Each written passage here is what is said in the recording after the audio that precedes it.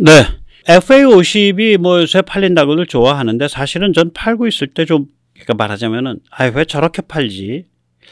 좀 마음에 걸립니다. 좀 더 좋은 물건을 만들 수 있을 텐데 팔리고 있으니까 이 기세를 타고 한번 좀 화끈한 물건을 만들어 보자. 제가 계산을 해보면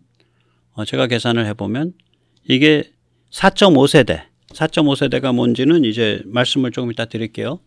4.5세대의 끝판왕이에요. FA50이 그렇게 될 수 있습니다. 야, 너 100번 미쳤냐? 야, 안 미쳤습니다. 제가 오늘 그걸 증명해 드리겠습니다. 그래서 대한민국이 이 FA50을 완성시키면 세계 무기시장, 전투기 시장을 완전히 휩쓸 수 있어요. 그러면서 F-50 산 사람이 KF-21도 사니까 또 KF-21의 세일즈에도 물꼬를 틀 수 있어요. 그래서 이 국방부와 공군이 결단을 좀 만약에 제 논리가 맞다면 의미가 있다면 그걸 가지고 한번 검증을 해보시고 저 소리가 맞는 것 같아. 그럼 결단을 하고 나서셔야 됩니다. 국방장관 또 공군참모총장 그리고 이제 용화대 용산 다 나서서 이 문제를 좀 풀어주시는 게 좋다고 생각을 합니다. 강구영이라는 사람이 이 문제를 스스로 들고 다닐 것 같지는 않으니까. 네. 이 리비히의 법칙이라는 게 있죠. 이 사람이 이제 아마 독일계일 거예요. 그 식물학자일 겁니다. 식물이 여러 가지 요소를 줘서 식물을 생성시킬 때 보니까 그 요소들 중에 가장 작게 준 요소, 최소 요소에 의해서 성장의 수준이 정해지더라. 다른 거 아무리 많이 줘도 그 최소로 준 것이 그 식물의 성장을 정한다. 이걸 이제 리비히의 법칙 혹은 리비히의 물통이라고 부릅니다. 저 배럴이죠. 거기서 이제 저기서 그림에 보듯이 판자가 제일 짧은 데에 의해서 물의 높이가 정해져 버리잖아요. 그걸 최소율의 법칙, Law of the Minimum이라고 말합니다. 가장 부족한 요소에 의해 전체 한계가 정해진다. 그런데 이제 이런 부족한 요소가 여러 개가 있는 게 아니라 딱 하나만 있을 때가 있어요. 이렇게. 나머지는 다 멀쩡해. 그럼 요 요소만 결정하면 되겠네. 요 요소만 잡으면 되겠네. 그러면 물통이 물이 저 배럴의 턱까지 차 올라오겠네. 이렇게 되는 거죠. FA50이 딱 이렇습니다. 형상이. 지금 형태가. 그 FA50의 그 상황이. 제가 오늘 그걸 증명하겠습니다. 이제 그 FA50의 이제 블럭 20을 요번에 이제 폴란드에 판다고 지금 열심히 개발을 하고 있죠. 근데 블럭 20이든 뭐든 간에 FA50의 참 그 아름다운 점이 뭐냐면 이 동체 형상입니다. 그러니까 우리가 이제 스텔스가 아니라고 할 때 그럼 이제 이게 무슨 뭐 많이 감추고 뭐 이럴 필요가 없잖아요. 그때 이게 몸집이 자그마하면서도 다부지고 그리고 최상의 공기역학적 특성 그러니까 에어로다이내믹 특성 이걸 가진 그런 비행기예요. 그래서 그것 때문에 제가 에어쇼를 휩쓰는 거예요. 저 비행기 자체가 참 디자인을 잘했어. 아니 어쩌다 이런 기적적 형상이 만들어졌나. 누가 그랬지. 배너를 찍은 감독이 나중에 배너 영화를 시사를 하고 나서 하나님 아버지 제가 저런 영화를 만들었단 말씀입니까? 이랬다는 거 아니에요. Did I make that? 내가 저 영화를 만들었어요? 그런 거예요. 아니 어쩌다 이런 기적적 형상이 만들어졌냐.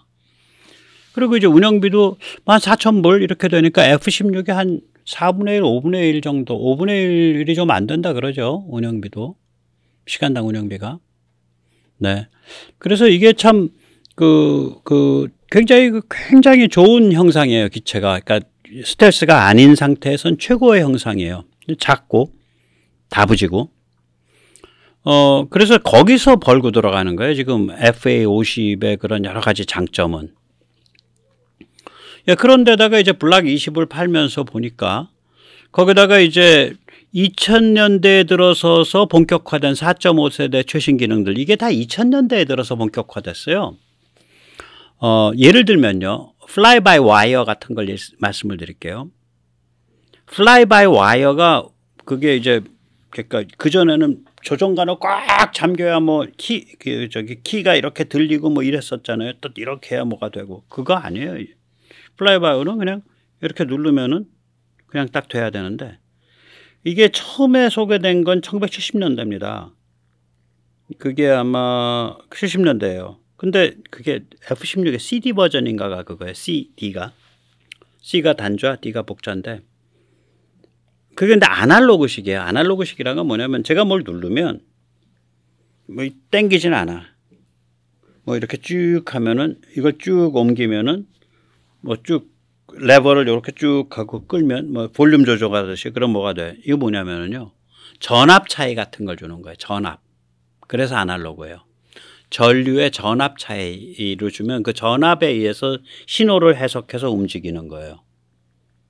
그래서 그걸 아날로그 플라이 바이 와이어라 그럽니다. 그건 70년대에 나왔어요. 그런데 디지털 플라이 바이 와이어는 80년대에 나와요. 디지털 플라이 바이 와이어가. 그러니까 그게 이제 4세대의 특징이거든요. 디지털 플라이 바이 와이어가. 그건 뭐냐면은 데이터 선에 0과 1을 보내는 거예요. 그러면 저쪽에서 그걸 잡는 쪽도 0과 1을 해석해서, 데이터를 해석해서, 전압이 가는 게 아니에요. 데이터가 가는 거예요. 010101. 그래서 DFBW가 진짜 Fly by Wire FBW입니다. 그게 나온 지가 한 40년밖에 안 되는 거예요. 또 그게 나오면서 전에 잠깐 얘기했는데, 레이더가 그전에는 자기 아래, 이게 제고, 이게 적기야. 적기가 제 아래서 가고 있어. 레이더가 이 아래쪽을 향해서 조사를 해서 적기를 식별해 가지고 쏘지를 못했어요. 그전엔. 그게 쏠 수 있게 된 게 1980년대 저물어 갈 무렵부터일 겁니다. 뭐 A사건 먹은 건 아직 택도 없고, A사 레이더가 이렇게 보급이 된 건 2000년대 들어서예요. 적외선 탐지 추적, 적에 있으면은 스텔스기를 잡을 수 있죠. 스텔스기를 잡을 수 있어요. 스텔스기는 이제 레이더를 잡으면, 스텔스기가 존재한다는 건 아는데 어디에서 어느 거리에 있다는 게 잘 안 보여요. 근데 적외선으로 탐지하면 저게 잡힙니다. 그 다음에 전자광학 표적 획득. 그러니까 사진으로 딱 보고, 우리 인간이 보는 익숙한 사진, 총천연적 사진을 보고 저거하고 저걸 딱 표적을 찍고서 때릴 수 있는 거. EOTGP. 그 다음에 시계 외 교전. 눈으로 안 보이는 멀리 있는 거, 100km 밖에 있는 거, 150km 밖에 있는 걸 때릴 수 있는 능력. 그러려면 공대공 미사일이 중거리 뭐 100km, 200km, 300km를 가야죠. 그 다음에 헬멧 디스플레이. 헬멧 안에 이게 디스플레이가 쫙 돌아가고, 뭐 눈동자가 보는 방향으로 해서 딱딱 맞춰주고 뭐 이런 거죠. 그 다음에 이제 전자전. 전기 파워가 있어야 되죠. 네. 이런 것들이 이제 FA50은 지금 상태에서 전기 파워가 약해서 전자전 기능은 굉장히 약할 거예요. 근데 위에 것들은 다 지금 구현되고 있다고요. 전자전은 파워가 약해서 구현을 못하는 거예요. 전자전이란 건 강력한 신호로 상대방한테 때려야 되니까. 그래서 이제 그런 문제들인데, 다 그래도 최상위 된다고. 이게 4.5 세대의 특징들이에요, 지금 이게. 그리고 이런 기능들이 2000년대 초에 쫙 된 거예요. 2000년대 초에. 심지어는 그 막강하다는 F-15EX, 그거는 A사 레이더 제대로 된 거 빵빵한 거 채운 거가 요번에 업그레이드 되고 있잖아요. 그러니까 이게 이 4.5 세대의 특징들이 이게 쉬운 게 아니에요, 이게. 그러니까 우리가 요번에 KF-21을 하면서 이걸 다 자체 개발하고 또 세계 최고 수준까지도 거의 자체 개발했다는 얘기는 그 기술적 갭을 뛰어넘은 거예요. 이게 그렇게 아주 오래된 기술들이 아니에요. 이게 다 FA50 블락 20에 이번에 심기고 있다고요. 자, 그러면 아까로 돌아가면 딱 하나. 예. 딱 하나. 예. 딱 하나. 저거 한 줄만 빼고는 다 차 올라온 거예요. 저 한 줄이 있다고, 저 문제가. 그럼 제가 FA50을 그 비행기의 수준을 정해버리는 게 저놈이 정하고 있다. 제가 뭐냐? 심장입니다. 엔진입니다. 이게 이제 비유적으로 말하면 이거예요. 최강의 축구 스트라이커가 70대 노인의 부정맥 심장을 가지고 있는 거랑 비슷해요. FA50이. 저 기능 하나 빼고는 다 좋아 이제. 근데 쟤 때문에 전자전도 잘 못하고 쟤 때문에 연료 효율성도 굉장히 떨어지는 거예요. 그래서 FA50이 저게 안 나오는 거예요. 저기 뭐라 그러지? 우리 항속이. 예. 이 엔진은 F404라는 엔진인데 1978년에 나온 엔진이고 드라이 추력이 11,000파운드, 애프터버너 추력 그러니까 한 번 더 떼는 거 2차 연소하는 게 17,000파운드. 당시에는 획기적이고요. 한 4,000개 정도 팔려나간 베스트셀러 엔진입니다. 여기서 똑같은 최적을 갖고 진화시킨 게 KF21에서 사용하는 F414 엔진입니다. 자, 그러면 이 엔진을 바꿔놓으면 무슨 일이 벌어지냐. 그냥 단순히 힘만 좋아지는 게 아닙니다. 그 사정을 이제 자세히 말씀드리기에 앞서서 세뇌 탈출, 자유구독료 안내 말씀 좀 드립니다. 아시다시피 세뇌 탈출은 광고가 잘 붙지 않습니다. 붙더라도 천천히 붙는 경향이 있습니다. 도와주시면 보다 좋은 컨텐츠로 찾아뵙는데 커다란 힘이 되겠습니다. 감사합니다. 일단 그러면 연료 효율성 자체가 낮아요. 그러니까 힘도 낮고 효율성도 낮고 둘 다 문제가 돼요. 지금 엔진이. 그러면 비행기의 연료 효율성을 뭘로 따져? 일단 보통은 뭘로 따지냐면요. 그 SFC라는 값으로 따져요. 그러니까 Specific Fuel Consumption이라고. 그러니까 특정 상태의 연료 소모량으로 따지는데 이 경우 지금 우리가 부닥쳐 있는 건 뭐냐면 F404 엔진을 414 엔진으로 바꾸는 걸 얘기하는 거잖아요. 이 비행기에다가 414 엔진 끼워놓으면 무슨 일 벌어져? 이걸 생각해야 되는데 이런 경우에는 SFC로 못 따져요. 제가 그걸 증명하려는 거예요. 새로운 개념이 필요해요. 저는 이런 개념이 거론되는 걸 본 적이 없어. 이런 일이 많을 텐데 같은 기체의 엔진을 바꿔놨을 때 어떤 효과가 있는지 많을 텐데 이 개념이 없더라고. 아마 프로들은 이 비슷한 개념을 저보다 훨씬 더 정교한 방식으로 계산하는 게 있을 겁니다. 근데 인터넷에는 안 돼 있는 거예요. 저는 최대 항속이라는 걸 일단 주목을 했어요. 최대 항속은 보통 전투기에서 어떻게 따지는 거냐면 바깥에 덕지덕지 무장 안 붙여요. 안에도 무장 안 넣어. 비행기를 가장 가볍게 한 상태에서 연료를 잔뜩 때려놓고 안에 있는 인터널 퓨얼 탱커 바깥에 부착하는 연료 탱크 안 쓰고 인터널 퓨얼 탱크만 딱 집어넣고서 가는 그러니까 내부 연료만 사용하는 최대 항속을 저는 얘기하는 거예요. 그랬을 때 분모를 그 비행기가 연료도 안 났을 때 공호 중량에다가 그건 이제 예를 들어서 공호 중량은 파운드로 나타내고 최대 항속은 킬로미터로 나타내고 그래서 파운드 킬로미터라 그래가지고 그걸 분모에 두고 분자를 파운드 연료양 파운드로 두는 내부 연료량으로 그럼 뭔가 지수 같은 게 하나 튀어나와. 이걸 제가 최대 항속 상태의 연료 소모량이라고 이름을 붙였어요.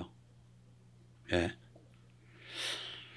이거는 결국 뭐가 되냐면 최대 항속 상태로 비행할 때 결국은 그 비행기 자체 중량의 킬로그램당 1kg 가는데 연료 몇 그램 쓰냐 이런 컨셉이에요. 이게 그렇게 되는 거죠. 그 얘기는 이 숫자가 낮을수록 연료 효율성이 좋다는 얘기죠. 저는 그래서 이거를 최대 항속 연료 소모 지수라고 이름을 붙여봤어요. 왜 이런 복잡한 얘기를 하냐. 연료 효율을 나타내는 SFC라는 걸 사람들이 많이 의식을 해서 그래요. Specific Fuel Consumption, 특정 상태의 연료 효율성이라는. 그게 연료 효율성을 나타내는 거 맞아. 근데 여기선 그거 쓰면 안 돼. 왜 그러냐. 어떤 비행기를 두고 지금 체급이 다른 엔진을 바꿔 끼우는 거를 하는 거거든. SFC는 비행기가 전제되어 있는 게 아니야. FSC는 좋은 점이 있어요. 아니 연료 효율성을 어떻게 얘기해. 비행기라는 게 얼마나 가변적인데 기체 없이 엔진만 딱 철사끈으로 꽝꽝 묶어놓고 엔진 뒤에다가 압력 얼마 나오는지 압력계 걸어놓고 그리고 엔진에다가 연료 따라 넣어가지고 엔진 뒤에 압력 나오는 게 2차 연소 안 하고서 2차 연소 가기 전에 연료 최대한 그러니까 악셀레타 예, 이제 자동차로 말하면 2차 연소 가지 않고 1차 연소 때 악셀했다 완전히 최대한 밟아서 뒤에 추력이 딱 나오게 만들어 놓고 그 드라이 상태, 즉 1차 연소만 하는 상태 최대 추력을 1시간 동안 유지하면 연료가 얼마 드냐? 즉 비행기 기체 없이 엔진만 걸어놓고 드라이 추력 최대치로 가동시킬 때 단위 추력이 1시간 유지되는 상태로 환산을 했을 때 연료가 몇 파운드 드냐? 이게 이거예요. 맞죠? 그러면 기체를 뭘 만들지 모르고 그 기체에다 뭘 실을지 모르고 무게가 얼마 될지 모르고 뭐 하늘 꼭대기에서 날지 모르고 바다에 붙어서 날지 모르고 다 달라지는데 그걸 어떻게 연비라고 얘기하냐 이거지. 지금 엔진에 대해서 얘기하면 되는 거 아니야? 오케이, 맞아. 엔진에 대해서 얘기해. 그러면 드라이 추력 SFC 얼마? 애프터 바나 추력 FFC 얼마? 그렇게 얘기하면 되네. 오케이? 오케이. 그거예요, 이게. 그런데 이제 이 개념을 쓰게 되면 이 경우에는 무슨 문제가 발생하냐? F404 엔진의 SFC는 0.81이에요. 이게 낮을수록 좋거든. F414 엔진의 FFC는 0.84예요. 그러니까 사람들이 SFC의 개념을 잘 모르고 이 0.81, 0.84 수치만 보면 야, 어떻게 옛날에 나온 404 엔진이 나중에 개량했다는 414보다 더 엔진 효율이 좋아? 그래 404 써. 404 썼고 뭐로 바꾸냐? 이렇게 궤변이 나와요, 이게. 착각을 일으켜요. 그런데 아까 말씀드렸잖아요. SFC, 그 스페시픽하다. 특정 상태라고. 특정 상태는 뭐냐? 그 엔진의 최대 드라이 출력 상태예요. 즉 414 엔진의 최대 드라이 출력은 14,772파운드고요. 파운드 포스고요. 404 엔진은 11,000파운드 포스예요. 따라서 11,000파운드 포스 뽑을 때 들어가는 연료 소모량하고 14,770파운드 뽑을 때 들어가는 연료 소모량이 오히려 이게 만약에 0.81 대 0.84, 0.03밖에 차이 없다 그럼 414 엔진이 얼마나 좋다는 걸 역설적으로 얘기해 주는 거라니까 이게. 무슨 말씀인지 아시겠죠? 그래서 SFC를 볼 때는 0.81, 0.84 이 숫자뿐만이 아니라 그게 몇 파운드 포스 뽑을 때인지를 봐야 돼요. 그러니까 그런데 그게 표현이 잘 안 돼요. 그때는 그 엔진의 드라이 출력 최대치가 얼마인지 보셔야 돼요. 다시 말하자면 연료 효율이 굉장히 좋은 거예요. 0.0, 그러니까 14,400을 뽑을 때, 14,770을 뽑을 때랑 11,000을 뽑을 때가 0.03밖에 차이가 안 나요. 그 얘기는 거꾸로 지금 쓰고 있는 404 엔진이 얼마나 구독되고 연료 효율이 나쁘다는 거 나오죠. 그래서 이걸 좀 더 자세히 보기 위해서 제가 아까 최대 항속 그 조건 따졌잖아요. 최대 항속 연료 소모 지수. 재래식 형상의 동체가 스텔스 형상보다 연료 소모가 낮아야 돼요. 스텔스 형상은 공기 저항을 많이 받아요. 공기역학에서 재래식 형상이 유리해요. 그러면 FA50이 훨씬 유리해요. 그런데 막상 그 F404 414 엔진을 사용하는 아무 엔진이나 다 비교해도 소용없잖아요. F414 엔진으로만 바꿀 수 있으니까 비행기 크게 변화 안 시키면. 404, 414는 바깥의 외양 사이즈가 같아요. 전투기 3종을 비교해 보자고. 그럼 FA50, 그 다음에 FA18 EF 슈퍼 호넷, 그 다음에 우리 KF21 보라매. 이 셋을 비교를 해보면 쉽게 말하면 최대 항속 연료 소모가 FA50이 0.224가 나오는데 사실은 0.000224인데 그렇게 쓰면 이 사람들이 그 0자만 보고 질려버려서 제가 곱하기 1000을 해서 위로 올려놨어요. 그 다음에 슈퍼 호넷이 0.148이 나오고요. 보라매가 0.175가 나옵니다. 잠깐만요. 슈퍼 호넷이 보라매보다 높게 나오는 게 당연해요. 왜냐하면 슈퍼 호넷은 스텔스 형상이 아니잖아. 공기역학적으로 훨씬 유리해요. 오히려 보라매가 스텔스 형상치고는 굉장히 잘 나오는 거예요. 이거요. F35예요. 그 똥똥해갖고 이상하게 생겼잖아요. 공기역학 되게 나쁜 거거든. 따라서 이거 따져보면 0.28 나옵니다. F-35 0.28 나와요. 그 잘 날아다닌다는 F-15, 그 기름 먹는 하마예요. 걔가 스텔스 형상이 아닌데도 한 0.24쯤 나와요. 그러니까 보라매가 스텔스 형상인데 0.175라는 건 굉장히 잘 나오는 거예요. 이거. 랩터가 0.22 정도 나옵니다. 그러니까 보라매가 스텔스 형상의 비행기 중에서 이 최대 항속 연료 소모가 제일 낮아요. 수치가. 즉 제일 연료 효율성이 좋아요. 보라매는 이렇게 이 숫자를 딱 보는 순간 무슨 생각이 드냐.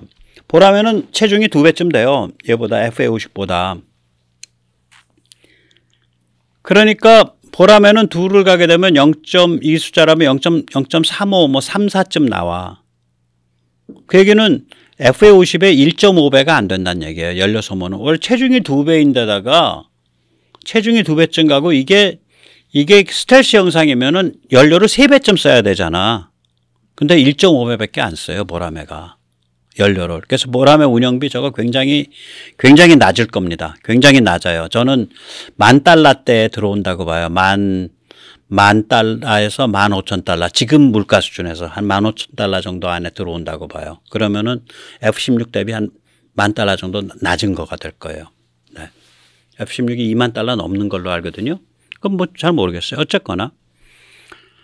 그러니까 F-50의 최대 항속 연료 소모 지수가 슈퍼호넷보다 1.52배, KF-21보다 1.28배가 더 소모가 커요. 그러니까 단위 무게당. 그러니까 기체 단위 무게당. 근데 기체 자체가 절반밖에 안 되니까 기름을 덜 쓰는 것처럼 보이는 거지. 그러면 거꾸로 말하면 중량, 몸집에 비해서 FA-50은 극악하게 연료 소모가 심한 전투기입니다. 이게 FA-50의 가장 큰 단점입니다. 정말 이거를 참모총장님이나 국방장관님 또 영화대에 있는 왜냐면 이게 이제 엔진 문제고 GE랑 얘기해야 되고 GE는 괜찮은데 록히드 마틴이랑 얘기를 해야 되고 그래서 영화대에 있는 또 간부님들이 중요 결정자들이 좀 아셨으면 좋겠어요. 왜냐면 이게 굉장히 중요한 문제예요. 그러니까 바깥에 물건 파는 거, FA-50 파는 거, KF-21 파는 것도 이 문제랑 직결돼 있고요. 왜냐면 FA-50을 완전히 명품을 만들어 놓으면 KF-21도 잘 팔릴 거 아니야. 뿐만 아니라 싼 가격으로 중국을 제압할 수 있는 한국의 공군력을 기를 수 있는 밑바탕이 될 수 있어요. 이게. 비행기가 싸니까. 스텔스 비행기만 운영하는 거 아니거든요. KF-21만 운영하는 거 아니거든. 자, 그래서 이걸 조금 더 들여다보겠다고요. 자세히.